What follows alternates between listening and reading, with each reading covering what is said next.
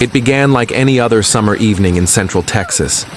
The air was thick with humidity, the smell of freshly cut grass lingered, and cicadas buzzed across the twilight. In the suburbs north of College Station, families were settling in for dinner, kids rode bikes down quiet streets, and porch lights blinked on one by one. No one could have imagined that above them, high in the atmosphere, nature was building a weapon.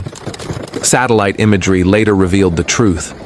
A cold front diving south from the Great Plains collided head-on with warm, moisture-laden air rising from the Gulf of Mexico. A perfect collision. A vertical tower of wind and ice began to twist upward, feeding on itself, growing taller, darker, meaner. By 7 p.m., the sky to the west had turned from pale blue to a sickly green, the color every Texan dreads. A color that means hail. A color that means danger.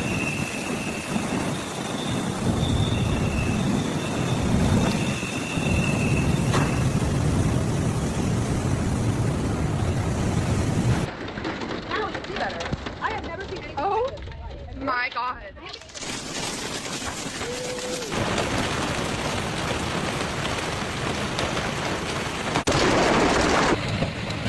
Seconds ago, I literally... Fire out. Meteorologists at the National Weather Service issued the first severe storm warnings just minutes before impact. Radar screens glowed red and purple. Reports began flooding in. Rotation detected. Hail developing. Take shelter now. Then, silence. The air stilled. The birds vanished. And then, it began. At first, only a few drops of rain. Then, with a sound like the crack of gunfire, the sky opened up. Hailstones the size of golf balls crashed against rooftops, then baseballs, then softballs. In just moments, the peaceful neighborhoods of Bryan and College Station were under siege. Windows exploded, shingles ripped away, cars screamed under the onslaught, alarms blaring before being silenced by ice. Residents scrambled for cover. Parents shielded their children as hail tore through skylights and glass doors. The sound was deafening, a relentless metallic roar that seemed to come from all directions at once. Outside, the temperature plunged.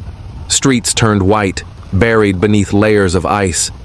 Within 15 minutes, lawns looked like Arctic tundra. Flood drains clogged instantly, forcing icy rivers through intersections. Power lines whipped violently in the wind until, one by one, they went dark. By 8 p.m., the storm had grown into a monster stretching more than 70 miles wide. Hailstones shattered windshields at 90 miles per hour. More than 20,000 homes lost power. Emergency hotlines were overwhelmed as families begged for help. But even first responders were trapped, unable to navigate roads blocked by fallen trees and wrecked cars. In a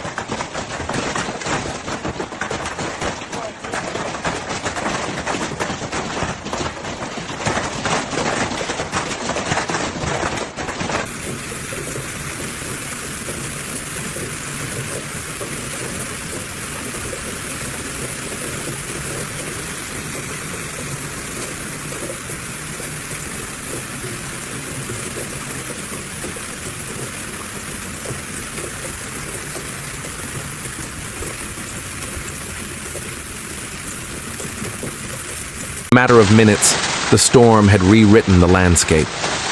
Dawn revealed a scene few will forget. What had been green lawns and red brick homes were now blanketed in white, but not snow. A crust of ice, several inches thick, covered everything. Cars were cratered. Roofs looked as if struck by machine gun fire. Trees were stripped bare. Power poles leaned like broken matchsticks. The damage stretched across multiple counties, Brazos, Robertson, and Madison, each telling the same story: shattered glass, crushed crops, destroyed livelihoods. Farmers awoke to find their fields decimated, melons and corn beaten into the soil, solar panels punched through by ice. For ranchers, it was worse. Animals injured, fences flattened, barns collapsed beneath the weight of hail. By midday, local officials declared a disaster zone. Crews moved in to clear roads buried in debris. Repair companies were inundated with calls. Some residents waited weeks just for roof inspections. Others, with homes too damaged to inhabit, sought shelter with relatives or in temporary relief centers. Insurance experts estimate losses in the hundreds of millions. But no number can capture the emotional toll. In interviews that followed, survivors spoke of that night's sound, the pounding of hail echoing like war drums.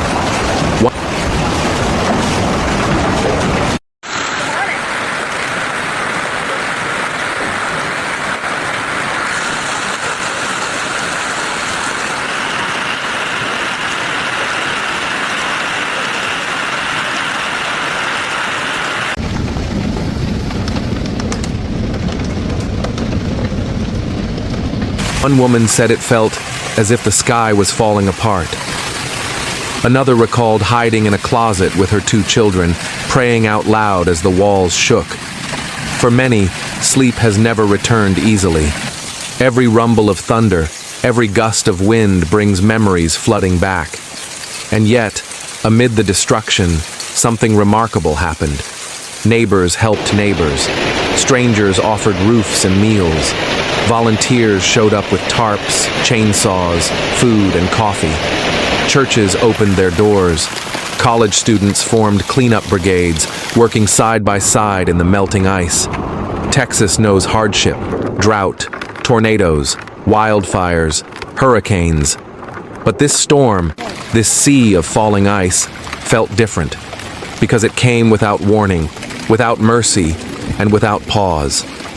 Meteorologists later classified it as a supercell hailstorm, one of the most powerful to hit Texas in decades. The updrafts inside the storm towered more than 60,000 feet high, strong enough to hold and refreeze stones of ice until they grew to monstrous size before crashing back to Earth. In total, more than 250,000 vehicles were damaged or destroyed. Roofers across the state reported backlogs stretching months.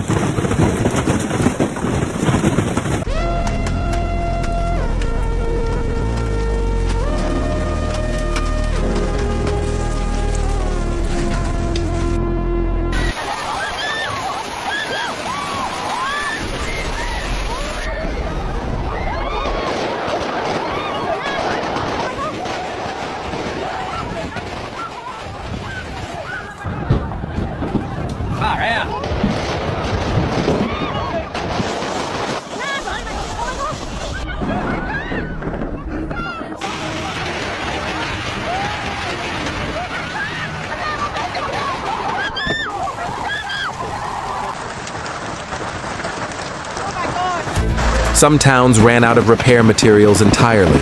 Hail piled so deep in drainage systems that cleanup took weeks. And then came the next wave, the heat. Within days, Texas temperatures soared back above 90 degrees Fahrenheit. The ice melted, and with it came flooding. Streets turned to rivers of muddy runoff. Basements filled. The water carried with it the debris of the storm, glass, metal, fragments of lives. It was a cruel twist, from frozen hell to drowning heat in less than a week. Scientists have long warned that as global temperatures climb, the energy in our atmosphere increases. Storms grow stronger, faster, and more unpredictable. What happened in Texas may not be a once-in-a-generation event anymore. It may be a glimpse of what's coming. Because it's not just about hail, it's about power. The power of an atmosphere that's shifting, supercharged by warmth and moisture. By the end of the week, the cleanup began to take shape. The drone footage told the story best. Entire neighborhoods pockmarked by holes, cars gleaming silver with dents, roofs patched with blue tarps fluttering in the wind. Yet amid the scars, life pressed forward. Children returned to school, businesses reopened, farmers replanted. The rhythm of Texas resilience continued, steady, stubborn, unbroken. And in that, there's hope.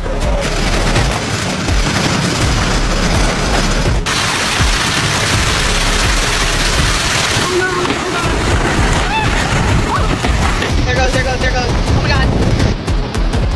Because the story of the Texas hailstorm isn't just one of destruction, it's one of endurance. It's a reminder that even when nature shows its fiercest side, human courage answers. So as the next storm season approaches and the skies darken once again, the question lingers. Are we ready? Look at the sighting on the house, Chelsea. Oh my God. And Ty, fuck did all that come from? Everything is ruined. Everything. Everything. Oh my God. When our bedroom window was in it.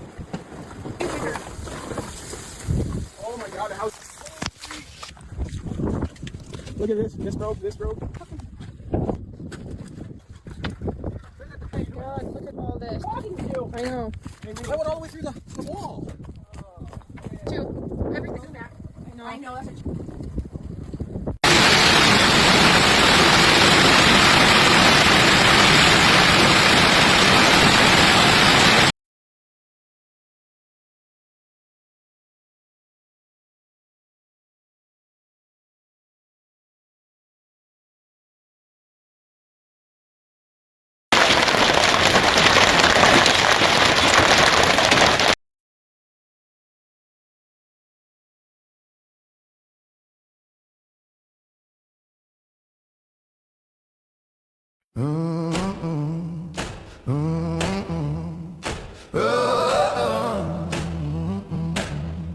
I was raised where the fields meet the clay, with a Bible in my hand and dust and...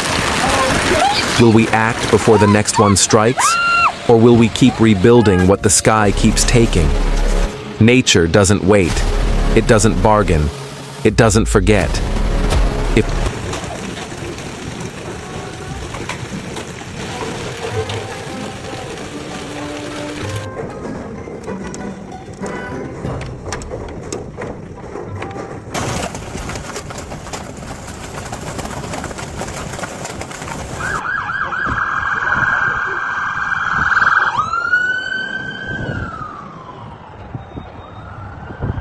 If this story moved you, like this video, share it with someone who thinks disasters are only stories from far away, and subscribe to Cataclysm TV for more raw, real stories from the edge of the planet. Because understanding nature's fury is the first step toward surviving it.